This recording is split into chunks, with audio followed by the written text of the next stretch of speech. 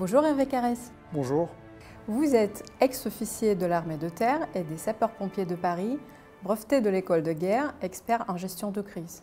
Ce ne sont pas des crises qui nous manquent, hélas, en ce moment. Le Haut-Karabakh, les tensions au Kosovo, les récentes tensions au Kosovo, sans parler de la guerre en Ukraine, et maintenant Israël et la Palestine. Est-ce que ce sont les maillots de la même chaîne liés par les éléments géopolitiques et ce conflit peut-il être importé sur le sol européen? Et puisqu'il y a beaucoup d'informations qui ne sont pas vérifiées, ce sont des informations récentes, j'aimerais bien connaître votre analyse sur ce conflit-là, puisque apparemment on parle beaucoup maintenant des armes utilisées par le Hamas, et apparemment ce sont des armes provenant de l'Ukraine qui étaient destinées être utilisées sur le sol ukrainien en provenance des États-Unis. Plein d'informations, qu'est-ce que vous en pensez? Alors pour l'instant, c'est vraiment très difficile d'avoir des propos, on va dire, confirmés sur le conflit actuellement en Palestine. Pourquoi? Puisque bon, il est très récent. Hein. Ensuite, il y a beaucoup de jeux d'acteurs en matière de guerre de l'information et de communication qui sont rentrés en jeu.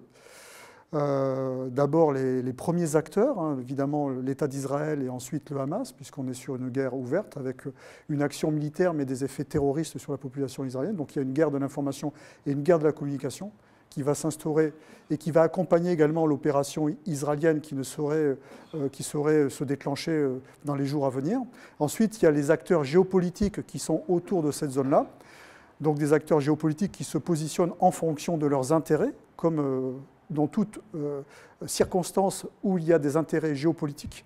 Donc, bien sûr, le Hezbollah qui va se positionner ou pas. Et pour l'instant, on peut remarquer qu'il a une position plutôt prudente. Hein. Et historiquement, lors des 4 derniers conflits entre Tsahal et puis le Hamas, le Hezbollah ne s'est pas engagé. Il est resté en dehors. Donc, à suivre. Ensuite, la Syrie, puisque la Syrie a toujours un contentieux territorial avec Israël, notamment sur le plateau du Golan. Et bien sûr, l'Égypte, qui est également concernée par ce conflit-là, puisqu'elle a une frontière commune avec la bande de Gaza et que le gouvernement égyptien a tout fait pour éradiquer les frères musulmans, et dont le Hamas est une émanation des frères musulmans. Et puis le Liban également, qui est un pays qui est en situation difficile pour différentes raisons, et notamment sur le plan sécuritaire. En interne, il y a une cohabitation acceptée entre l'armée libanaise et puis le Hezbollah. Alors en interne, pour l'instant, sur le plan sécuritaire en Israël, il y a quand même encore des questions qui peuvent se poser, puisque les opérations de sécurisation ne sont pas terminées.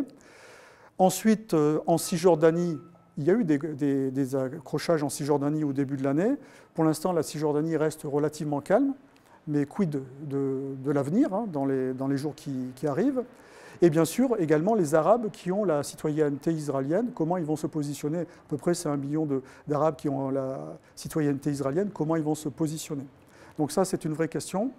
Ensuite, lorsqu'on élargit le champ géopolitique hein, à des acteurs mondiaux, on va retrouver bien sûr les États-Unis, dont Israël c'est un allié très proche des États-Unis historiquement, avec un jeu de puissance bien sûr, notamment sur le Moyen-Orient. Et puis il y avait un projet américain de rassembler, de reconnecter Israël avec l'Arabie saoudite qui de facto avec les événements a avorté. Ensuite, il y a bien sûr la Russie, qui est un acteur également qui est mondial, puisque la Russie est engagée en Syrie. La Russie a une forte communauté russe et russophone en Israël, 1 million d'habitants environ.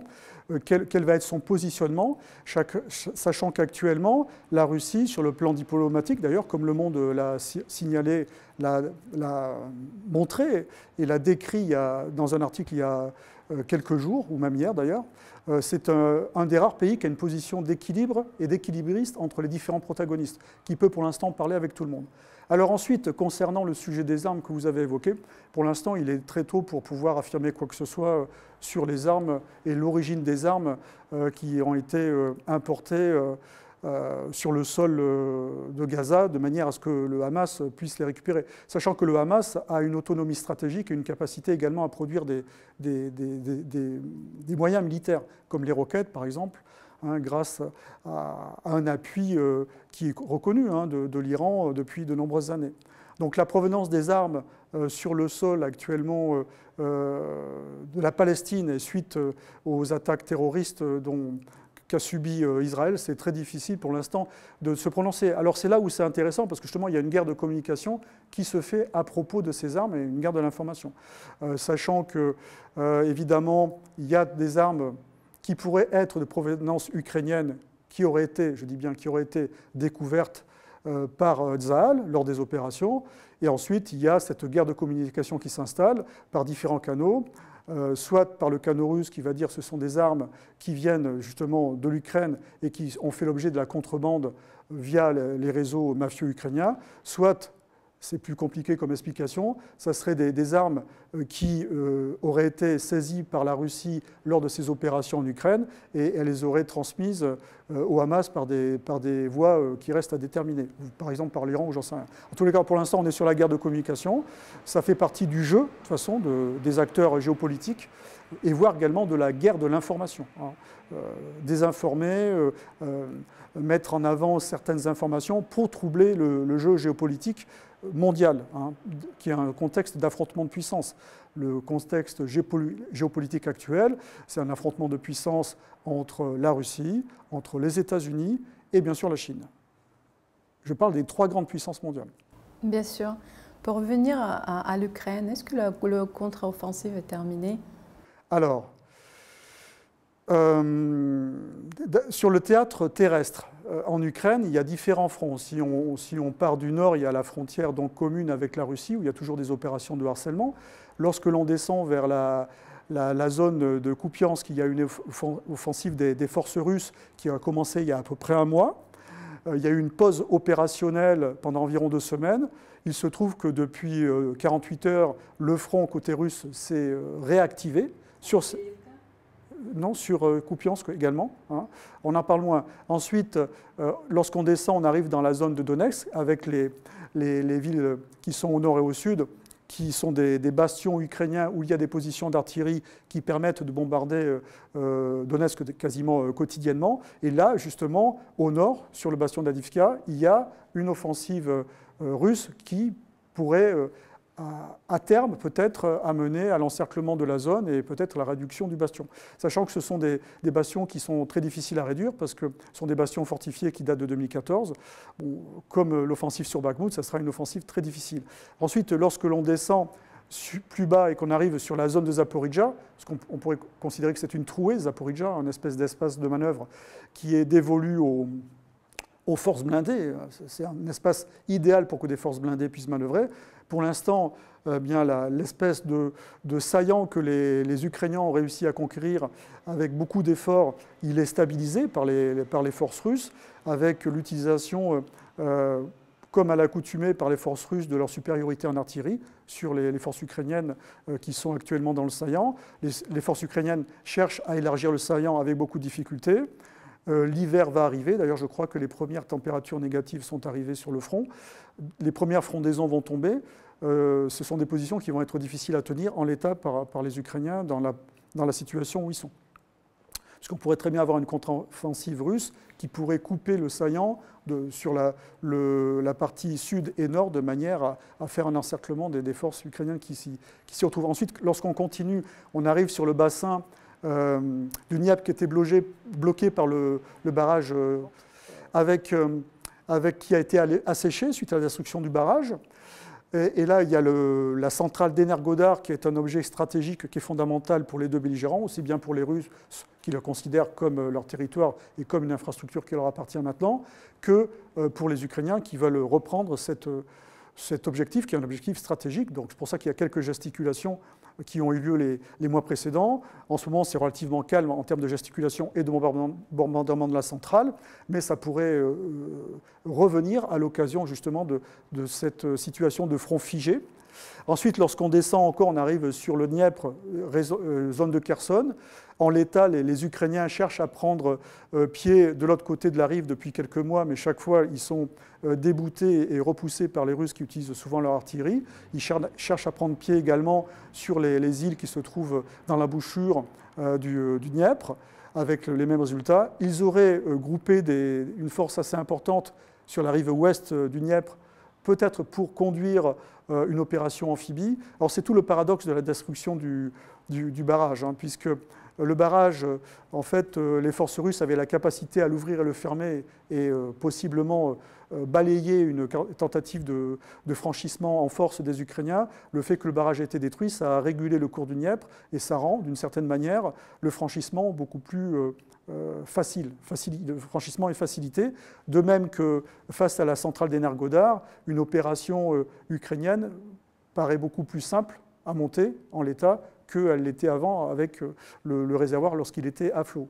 Alors ça, c'est pour le front terrestre. Et lorsqu'on arrive sur le front maritime, il y a une situation qui a été problématique pour les forces russes et pour la flotte de la mer Noire russe, puisque les Ukrainiens ont mené un coup de pression pendant environ un mois sur la péninsule de Crimée et sur la flotte russe en utilisant des drones aériens, des opérations commando et également des missiles Storm Shadow et Scalp qui ont été fournis par l'Angleterre notamment et puis la France, et avec des missiles qui sont très difficiles à intercepter, même si certains ont été interceptés par les Russes. Et donc il y a une forme de pression et qui sur le plan stratégique, est assez finement jouée par les Ukrainiens parce que leurs ressources humaines mobilisables et mobilisées, qui a été très amoindrie par la puissance de feu russe hein, lors de l'offensive, que ce soit sur tout le front.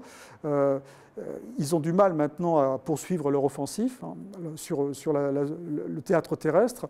Par contre, là, ils peuvent, d'une certaine manière, avoir un effet opératif sur la mer Noire. Alors, c'est ponctuel hein, sur la maîtrise de la mer Noire par la flotte russe de la mer Noire, mais un effet opératif qui leur évite d'engager justement leur centre de gravité, qui est leurs ressources humaines et leur mobilisables et mobilisés. Et un des centres de gravité russes au plan stratégique, c'est justement la péninsule de Crimée, bien sûr, c'est un symbole et aussi politique, mais également la capacité à faire respecter le blocus qui a été instauré avec l'arrêt de l'accord sur les céréales. Lors de la dernière visite à Kiev de Sébastien Lecornu, ministre des Armées, des accords ont été conclus, entre autres, pour installer en Ukraine des usines françaises de fourniture d'équipements S vraiment réalisables. Et ça veut dire qu'on part sur le temps long du conflit. Alors, en l'état, de toute façon, l'armée russe procède à des frappes stratégiques sur le territoire ukrainien, sur tous les objectifs stratégiques, que ce soit des objectifs militaires, des objectifs qui sont liés aux installations énergétiques ou des objectifs qui sont liés au complexe militaro-industriel ukrainien, qui était quand même assez important avant la guerre et qui permet encore de fonctionner de manière sporadique. Tout le problème, c'est d'abord construire les usines en question. Ensuite, dans l'état actuel, ça voudrait dire être en mesure de les faire fonctionner sans qu'elles soient frappées, puisqu'on est en état de guerre, hein, par des missiles russes, par exemple. Donc ça me paraît assez improbable. C'est un projet, à mon avis, qui est directement un projet post-guerre. Alors je ne connais pas l'issue de la guerre, mais qui est un projet post-guerre. Que sait-on des soldats ukrainiens qui se rendraient aux Russes? Encore une fois, il y a beaucoup d'informations qui ne sont pas vérifiées, mais est-ce qu'on a quelques éléments par rapport à ça? Ça circule depuis quelques semaines. Oui, alors c'est vrai que lorsqu'on regarde les réseaux de Telegram, il semblerait, aussi bien ukrainien que russe, il y ait une montée du nombre des redditions de soldats ukrainiens. Et je parle de redditions groupées, en fait, des unités constituées, soit du niveau groupe ou du niveau de la section. Alors, les Russes ont mis en place des procédures pour faciliter ce type de reddition, avec un indicatif Volga et puis également une fréquence radio, ce qui veut dire qu'ils s'adressent à des responsables, des chefs ukrainiens qui ont une radio, c'est-à-dire que c'est au minimum un groupe de combat, 10 hommes, ou une section, voire peut-être une compagnie. Mais globalement, ce que l'on peut voir, c'est plutôt des groupes d'hommes, donc des groupes de 10 hommes, et ensuite parfois des sections. La typologie des redditions, de ce que l'on peut voir en général, c'est d'après bien sûr les images que l'on peut glaner sur Telegram, ce sont des brigades, des hommes des brigades territoriales ukrainiennes. Donc ce ne sont pas les unités de manœuvre de l'armée ukrainienne. Les brigades territoriales sont souvent les brigades qui viennent occuper les positions après que les forces de manœuvre ukrainiennes les aient conquises, par exemple sur le saillant de Zaporizhzhia et de Robotyne. Ce sont des unités d'infanterie légère qui ont été de recrutement local, qui viennent de certains oblasts, notamment des oblasts qui sont souvent à l'ouest du Dniepr. En ce qui concerne différentes opinions par rapport pas seulement aux racines de cette guerre, mais pourquoi cette guerre a eu lieu, on en a parlé avec Jacques Beau, avec plusieurs d'autres experts. J'aimerais bien connaître votre opinion sur ce qu'a dit François Martin récemment. Plusieurs personnes, quelques écrivains et auteurs de plusieurs ouvrages sur l'Ukraine notamment, considèrent que ce n'est pas une guerre de territoire. Est-ce que vous êtes d'accord avec ça? Mais ils veulent dire que c'est une guerre de civilisation? Entre autres aussi, civilisation, mais ce n'est pas pour gagner. Les Russes en Ukraine ne sont pas pour gagner encore plus de territoire. Je pense qu'en fait, il y a eu différentes phases sur le plan stratégique dans cette guerre. On est toujours... Il faut bien comprendre qu'on est vraiment sur un affrontement géopolitique entre les États-Unis et la Russie, qui a eu différents développements. Et la Russie, alors évidemment, on peut le discuter, mais le sentiment des dirigeants russes, c'est que l'OTAN, pour eux, est une menace. Donc, en 2008, ils ont déclenché une opération en Géorgie, mais qui était en réponse également à une opération géorgienne, il ne faut pas l'oublier quand même, mais qui est liée justement à cette volonté de l'OTAN de s'étendre, à l'époque du président Saakashvili. Et c'est vrai qu'historiquement, les dirigeants russes ont souvent alerté, alors que ce soit les dirigeants actuels de la Russie, mais même avant que le président Poutine accède au pouvoir, ils ont alerté sur cette forme de menace que constituait pour eux l'élargissement de l'OTAN jusqu'à leurs frontières.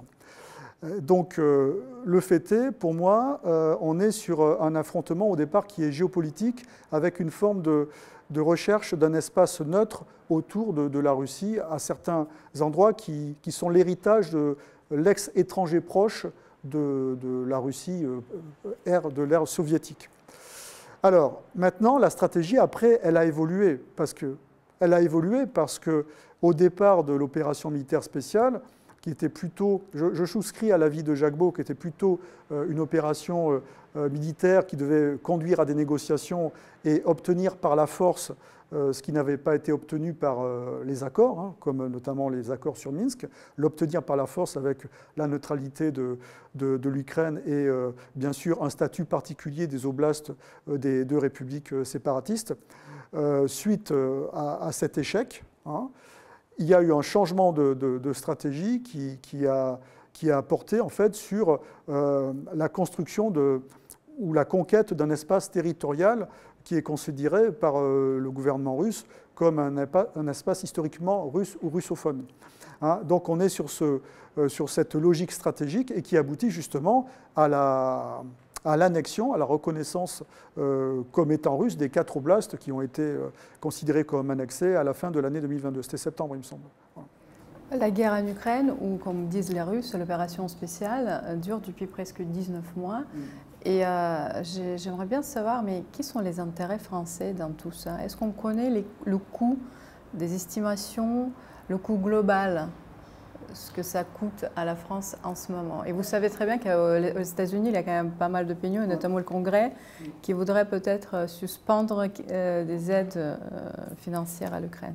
En fait, là, il faut parler des sanctions. En fait. Les sanctions, telles qu'elles ont été imposées à la Russie, 14 000 sanctions de mémoire. Donc 17 apparemment maintenant. 17 000 maintenant, voilà. Donc c'est énorme, en fait. Elles n'ont pas eu l'effet escompté, puisque ça faisait partie également de cette stratégie pour que la Russie arrête son opération très rapidement en Ukraine. Et c'est d'ailleurs pour cela que le gouvernement ukrainien a été poussé à ne pas négocier jusqu'au mois de mars, globalement, puisque les Occidentaux l'avaient assuré d'abord de leur soutien militaire, et ensuite de l'efficacité des sanctions. Donc, ça, c'est lié aux sanctions, de la manière dont elles ont été découpées. Le président Biden s'était exprimé là-dessus. Alors je ne vais pas reprendre ces termes exacts, mais il avait dit « ces sanctions vont être dures pour l'Europe, mais il faut passer par là ». Parce que lorsqu'on regarde étrangement le découpage des sanctions, eh bien, ce sont des sanctions qui, par contre, ne gênent pas du tout les États-Unis sur le plan économique. Que ce soit sur les engrais, puisque la Russie est un des premiers, voire le premier producteur d'engrais chimiques au monde, et l'agriculture des États-Unis a besoin de ces engrais, et ensuite, notamment sur l'uranium russe, qui est un minerai qui est important pour le fonctionnement des centrales des États-Unis. Donc globalement, les sanctions ont été taillées pour faire mal à la Russie, mais pas en évitant évidemment des effets collatéraux sur les États-Unis, mais pas par contre sur les pays européens. Si on regarde de manière plus précise les intérêts de la France, on va prendre en considération la situation des entreprises françaises en Russie, celles qui ont décidé de se désengager, et celles qui sont restées. Celles qui ont décidé de se désengager, il y a au premier chef Renault. Renault, de mémoire, c'était 3 milliards d'euros d'actifs sur le sol russe, donc des usines, ainsi de suite. C'était son premier marché à l'exportation. Elle s'est désengagée, puisqu'il y a des capitaux étatiques dans l'entreprise Renault, donc elle s'est désengagée. Mais quel est l'effet sur la conduite de la guerre par la Russie? Aucun. Évidemment, ça a peut-être un peu gêné au départ l'accès des Russes à peut-être des voitures pendant à peu près 6 mois, des voitures bien forcément qui étaient celles construites par ces usines, mais maintenant ces usines ont été reprises par des repreneurs, je pense d'ailleurs que ce sont des repreneurs chinois. Et puis tout ce marché, qui est le premier marché à l'export de Renault, il a échappé. Si vous voulez, c'est une décision qui montre une posture, mais sur le plan opérationnel, en fait, elle n'a pas d'effet. Alors maintenant, si on regarde les entreprises qui sont privées, les entreprises françaises qui sont privées, notamment de mémoire le groupe Auchan, par exemple, Leroy Merlin sont toujours présents en Russie. Je me trompe ou pas? Non, c'est ça, voilà, c'est ça. Parce que parfois j'ai trop de mémoire. Et ensuite, le groupe Total qui a énormément de projets, notamment sur l'Arctique, pour l'exploitation du gaz qui se trouve dans l'Arctique, a tout de suite signifié que pour lui c'était stratégique. Si vous voulez, il faut distinguer, je pense, deux choses. Que sur le plan stratégique, la France et l'Europe, pour le respect du droit international, par exemple, se soient positionnés dans le soutien militaire à l'Ukraine, c'est compréhensible. Mais qu'ensuite les sanctions se révèlent inefficaces et surtout se retournent en fait, par effet boomerang vis-à-vis de la plupart des pays européens et notamment de la France par certains côtés, ça devient problématique. Et c'est pour cela que sur le plan géopolitique, je pense qu'il y a une nation qui est assez intéressante à suivre, c'est la Turquie.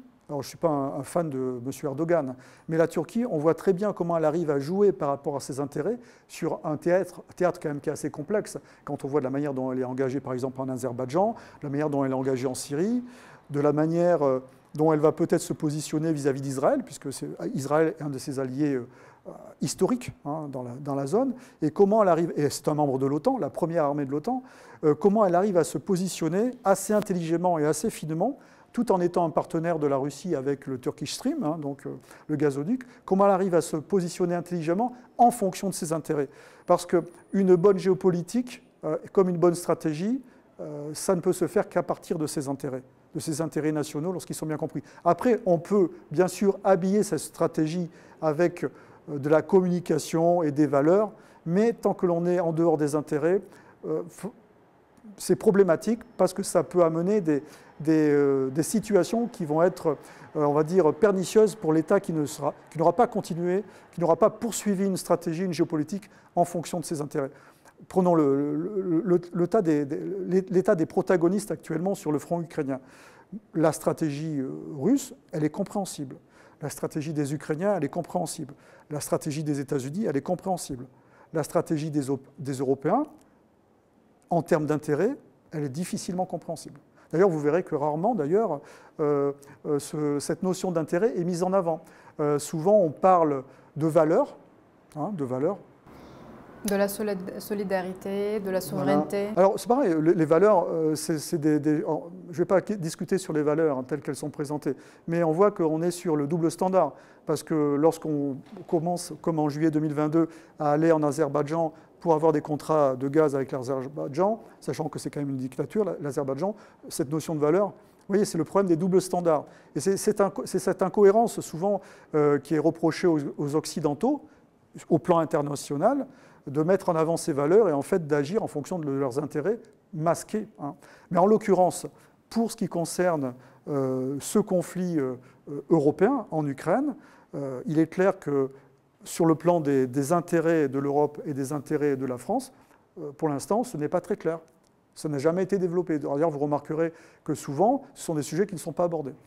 Oui, exactement. Par rapport aux intérêts de certaines entreprises, il y a pas mal d'entreprises françaises peut-être pas, mais américaines et autres, hollandaises, qui changent de nom, qui s'adaptent par rapport aux droits et aux sanctions, qui ne voulaient absolument pas. Au début, ils ont dit qu'elle allait quitter le marché russe, mais finalement, on s'aperçoit 18 mois plus tard que c'était exactement la communication pour se montrer toujours mieux, mais quand même préserver ses intérêts, ça est resté pour plusieurs pré-mondiales. Regardez l'exemple du gaz azerbaïdjanais, donc, qui va être exporté par le gazoduc, ça arrive en Italie.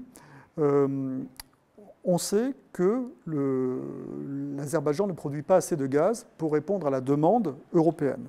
Cela veut dire que le gaz azerbaïdjanais qui va être vendu aux Européens, il est fort probable que ce soit du gaz russe, qui va être vendu à l'Azerbaïdjan et revendu aux Européens. Vous voyez toute l'hypocrisie de ces sanctions. Et bien sûr, qui va être revendu à un prix qui est bien sûr supérieur à celui qui était vendu par la Russie d'après des contrats de longue durée. Cette problématique, cette géopolitique du gaz en Europe centrale, entre la Russie et l'Europe, c'est quand même un vieux sujet. Parce que pendant la guerre froide, les gazoducs qui traversent la Pologne et qui traversent l'Ukraine fonctionnaient. Et ils ont toujours fonctionné, même au pire moment de la guerre froide. Et ça a été problématique pour les Allemands. Donc on arrive sur la géopolitique allemande qui s'est construite à partir des intérêts allemands à l'époque du chancelier Schröder.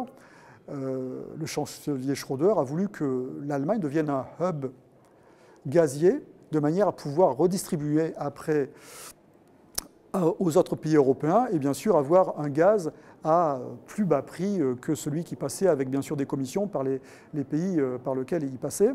Et c'est d'où le projet du gazoduc Nord Stream 1 et ensuite celui du gazoduc Nord Stream 2 qui maintenant ne fonctionne plus.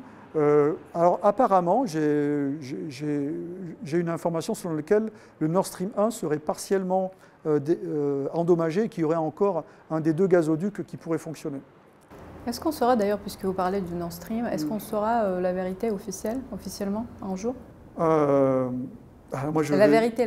La vérité, je pense que dans l'avenir immédiat ou proche, on ne le saura pas.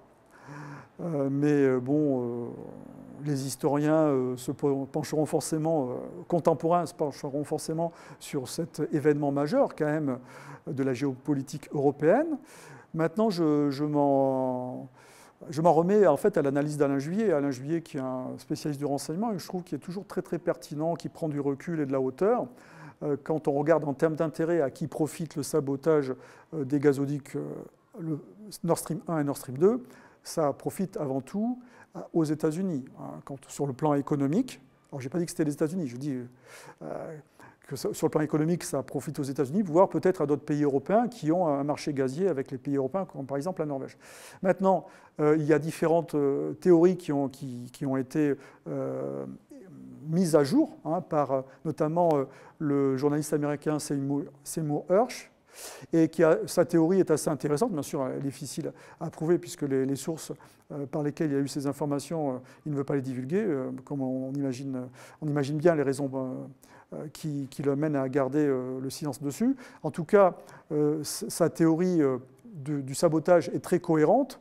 Ensuite, la théorie qui a suivi pour un peu détruire cette théorie du sabotage avec le bateau loué par les services ukrainiens, un petit bateau, un petit voilier, paraît beaucoup plus difficile à mettre en œuvre, pour la simple et bonne raison que en fait, c'est une zone qui est très très surveillée, avec de nombreux capteurs qui sont sous l'eau pour justement surveiller le passage des bâtiments russes qui se trouvent dans la Baltique, notamment les sous-marins nucléaires. Donc c'est une zone qui est très surveillée par l'OTAN et notamment par l'Allemagne. Et moi je suis assez... alors c'est difficile d'avoir des assurances, mais je suis convaincu que les Allemands savent qui a fait ça, quels sont les pays qui sont impliqués, parce que très clairement c'est une atteinte aux intérêts stratégiques de l'Allemagne, puisque le miracle allemand piloté par Gerhard Schröder, qui a été suivi Angela Merkel, ce miracle économique allemand, il vient de cette capacité à avoir accès au gaz russe à bas prix, en fait. Donc maintenant, ils sont en grande difficulté. Je ne sais pas comment ils vont réussir à se repositionner sur le plan économique, mais c'est très problématique pour eux. Mais les Français aussi avaient des intérêts sur les gazoducs Nord Stream. Oui, 10% de mémoire d'investissement de Engie dans ce dispositif-là. Donc, un sujet c'est un sujet presque extraordinaire, ce sabotage des deux gazoducs, avec des annonces quand même qui avaient été faites côté américain. Et puis, certaines fuites, notamment des Polonais, qui se sont exprimées peut-être un petit peu rapidement dessus. Voilà. Donc une opération complexe qui demande beaucoup de moyens et puis la capacité à avoir accès à cette zone-là de manière, on va dire, discrète. Vous avez parlé de Gerhard Schröder, justement, je rappelle, c'était en 2002 quand Vladimir Poutine a rencontré Jacques Chirac et notamment il avait une rencontre avec Gerhard Schröder, il y avait cette trinité qui, en fait, c'était le début de la fin, en quelque sorte. C'était le lune de miel entre la Russie, l'Allemagne et la France. Et en même temps, après ça, quelques années plus tard, les relations entre l'Europe et la Russie ont été vraiment détériorées. Bah en fait, la stratégie de Gerhard Schröder pour remettre l'Allemagne en situation de leader en Europe, elle reposait sur 3 axes. 1, le gaz russe. 2, l'OTAN, éviter d'avoir trop de dépenses militaires en faisant reposer la défense allemande sur l'OTAN. Et 3, le marché chinois. Le marché chinois avec ce marché des machines à outils où l'industrie allemande est très performante. C'est ça le miracle géopolitique et économique allemand qui a été instauré par Gerhard Schröder. Alors à cette époque-là, on a tendance à l'oublier, le déficit allemand était supérieur à celui de la France. Et suite justement à cet axe stratégique, à ces axes stratégiques qui ont été poursuivis par les gouvernements successifs allemands, eh bien l'Allemagne s'est mise en position de leader sur le plan économique en Europe. J'aimerais bien revenir à l'aspect un peu négligé au début du conflit, de cette guerre, mais plus en plus évident aujourd'hui, c'est le nationalisme néo-nazi ukrainien. J'ai l'impression qu'un jour, quand les Européens vont se réveiller, ce réveil sera dur, douloureux et très long. Est-ce que tous les remèdes sont bons pour battre la Russie, même ce remède-là? Bon, d'abord, en fait, sur le plan électoral, on parlait d'ultranationalisme, en fait, parce qu'il y a différents courants dans ce nationalisme. Sur le plan électoral, il n'est pas représentatif en Ukraine, puisqu'aux élections, en général, c'était 3% de tous ces courants, que ce soit Pravi Sector, tous ces groupes liés à l'extrême droite. Par contre, ils sont devenus très agissants à partir de la révolution de Maïdan, où ils sont devenus opérants, et ils ont fait partie du premier gouvernement Porochenko.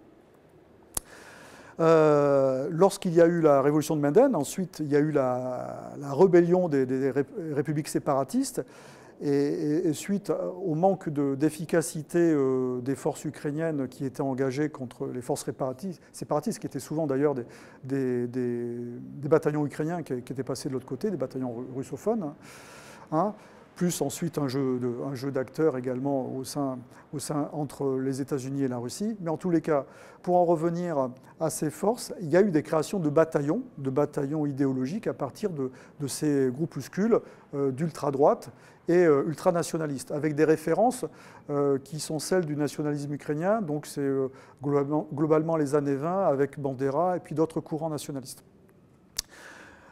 Donc ces bataillons-là ont été opérants sur le front et ils ont été par la suite intégrés au ministère de l'Intérieur ukrainien. Donc ils sont devenus partie intégrante des forces territoriales comme le bataillon Azov par exemple, ou le bataillon Safari, le bataillon Haïdar sont devenus des forces opérantes intégrées aux forces du ministère de l'Intérieur ukrainien. Et elles continuent à agir actuellement sur le front. Le bataillon Azov par exemple, qui est le plus connu, continue à agir sur le front. Alors,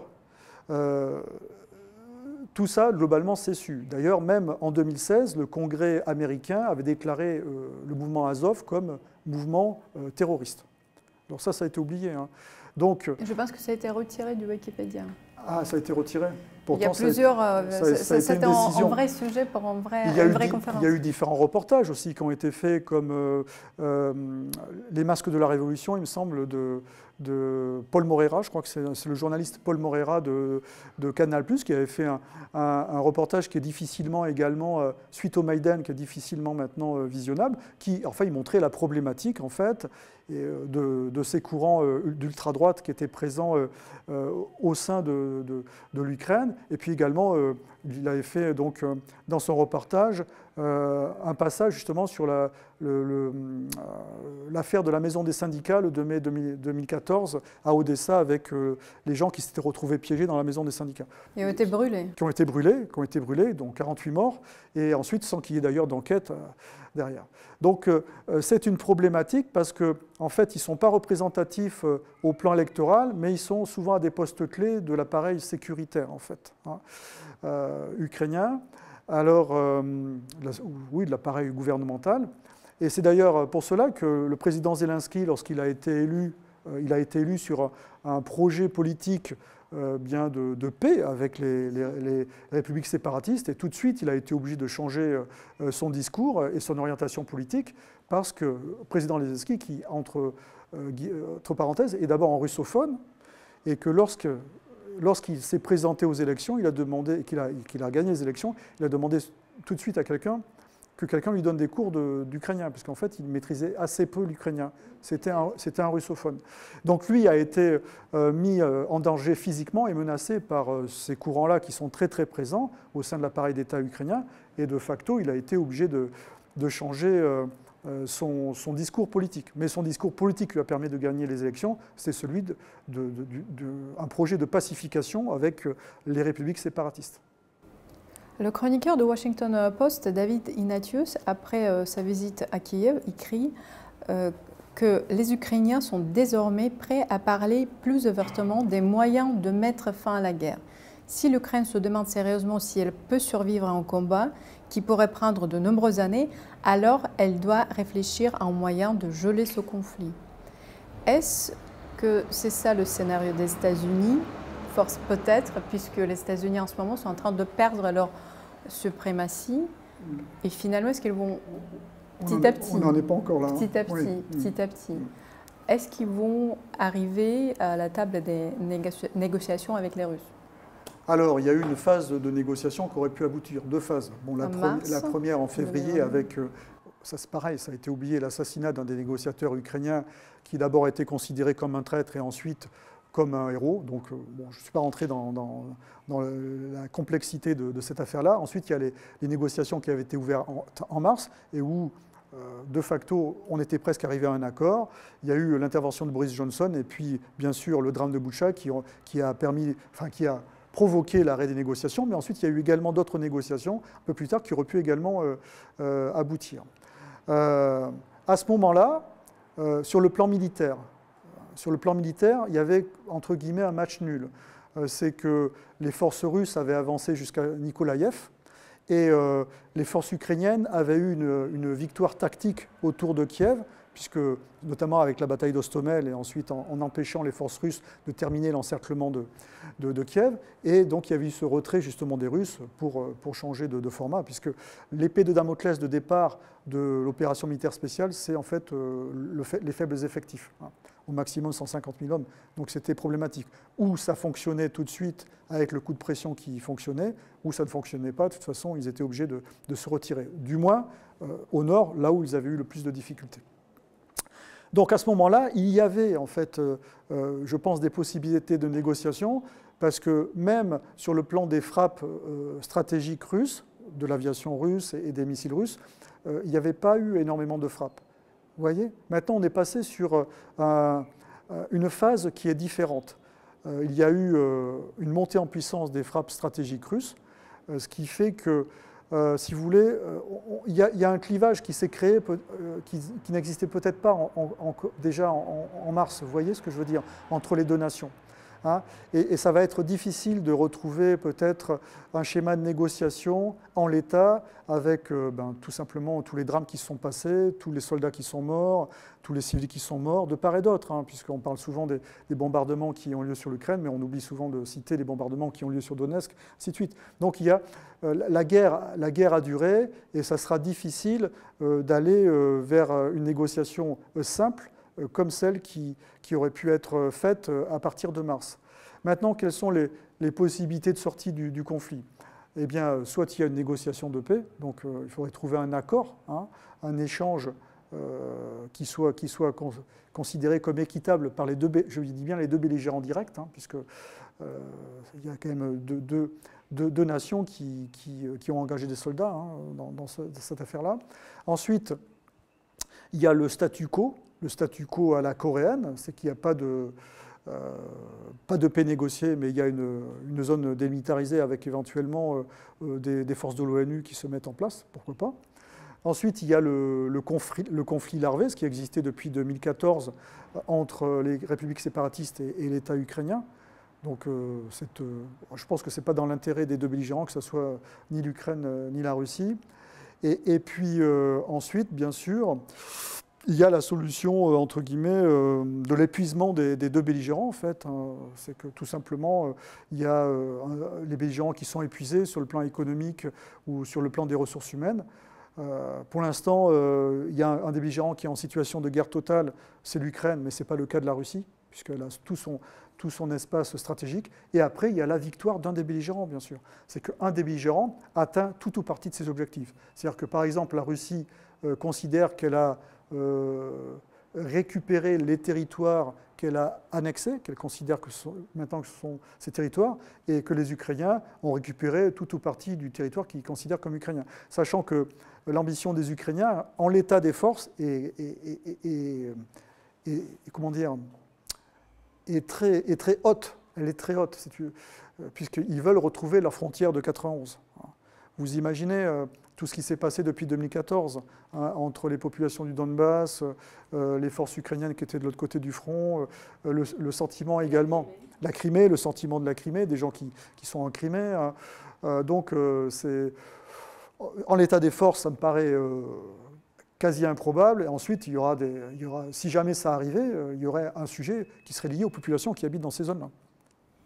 On voit bien que l'idéologie atlantiste, ou voire anti-russe, remporte aujourd'hui.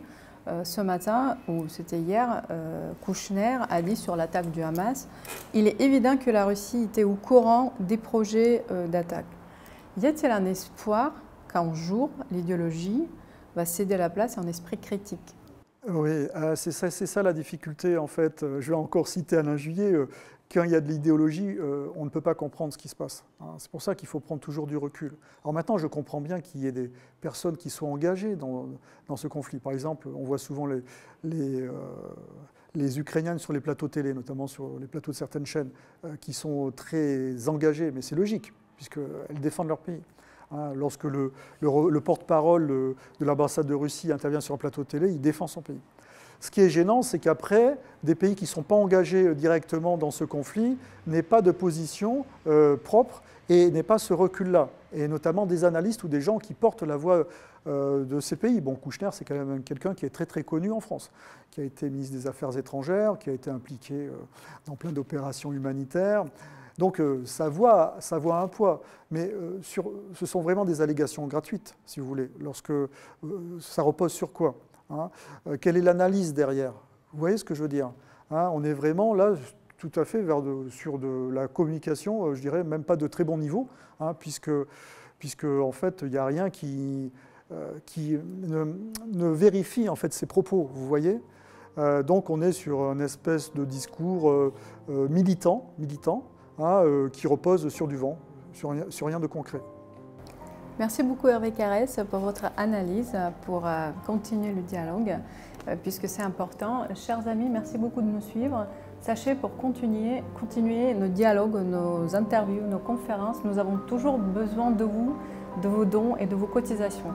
Merci beaucoup Hervé. Merci.